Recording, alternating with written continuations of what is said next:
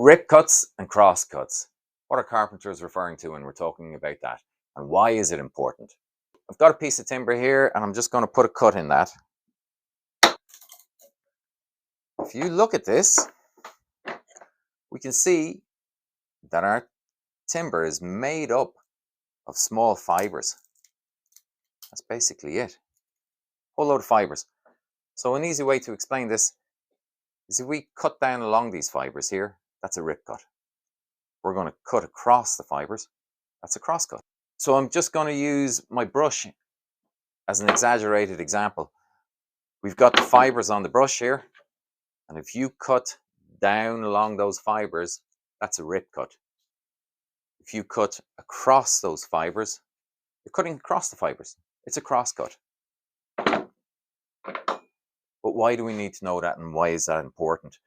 Well, with all our saws, with various different amounts of saws, but with our saws, they cut with the teeth.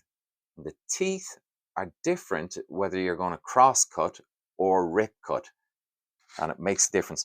So if you're ripping, you will get more fibers that get in your way. So you want a different type of tooth on the saw to be able to get those fibers out of the way. But we will get into that in another video.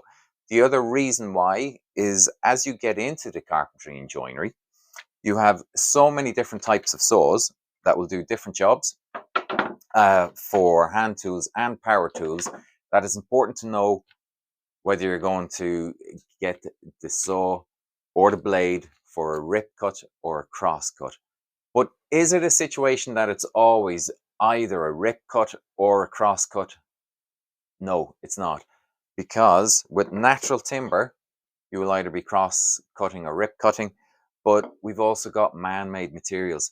So let's take a closer look at this. Taking a closer look at a man-made material, something like a plywood, we've got plywood here, and this is made up of many layers. And on those layers, they're thin layers. So on one layer, the fibers will go one direction. On the next layer, they'll go the other direction. So you're getting both cross and ripping into one piece of timber. But you do get saws that will do both cross cuts and rip cuts. So it's fundamental when you're starting out to know whether you're going to be rip cutting or cross cutting. Hope that helps. Thanks for watching.